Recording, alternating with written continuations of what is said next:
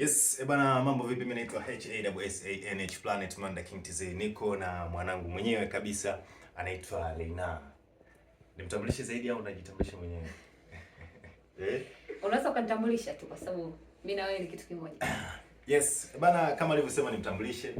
Huyu bwana Leina ni mmoja kati ya watu ambao wako vizuri sana kwenye upande wa music, lakini tukio ambalo limenileta hapa na tutaenda kuongelea ni issue moja tu ya kwamba siku ya tarehe 24 Januari mwaka huu 2026 kutakuwa kuna moja kati ya tukio kubwa sana ambalo litaenda kutukutanisha vijana wote wa Mafinga mjini na kutoka nje ya Mafinga mjini kuhusiana na kijana wetu pekee ambaye anafahamika kama MC wa mji. Na tukio hili ni tukio adhimu sana kwa binadamu kuweza kutokea, kwa sababu wanasema matukio haya ni machache sana, na katika hatua za binadamu kuna matukio matatu.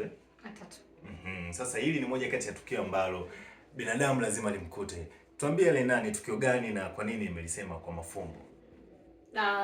Tukio letu ambalo linaenda kufanyika tarehe 24 ambalo watu wengi wanaweza kumuita MC wa mji, lakini sisi tunapenda kumuita Anthony Kinyaga kwa sababu ndio jina ambalo alipewa na wazazi wake nyumbani. Kwa siku hiyo hatuwezi kumuita MC wa mji, tutamuita Anthony Kinyaga. Ni siku ambayo yeye ya tarehe 24 amezaliwa na ambayo siku mama amemleta duniani. Kwa hiyo ni siku ya kipekee sana kwa upande wake. Kwa hiyo ni lazima tufanye jambo kwa ajili yake.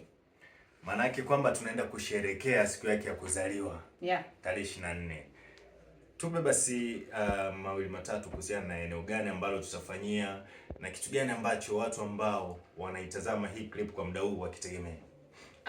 Location ambayo tunafanya tukio letu au eneo tunalofanyia tukio ni Kona Pub, inapatikana pale Kinyanambo B, mitaa ya burudani. Lakini ndani ya tukio letu tutakuwa na vitu tofauti. Tutakuwa na burudani, lakini pia tutakuwa na madansa wa aina tofauti, manake tunazungumzia kuna boringo, kuna sebeni, kuna nini, kila kitu kitakuwa ndani. Lakini pia kutakuwa na wasanii, lakini pia tutakuwa na tukio kubwa la kukata keki, lakini bila kusahau kuna vinywaji na vyakula na bebes pia.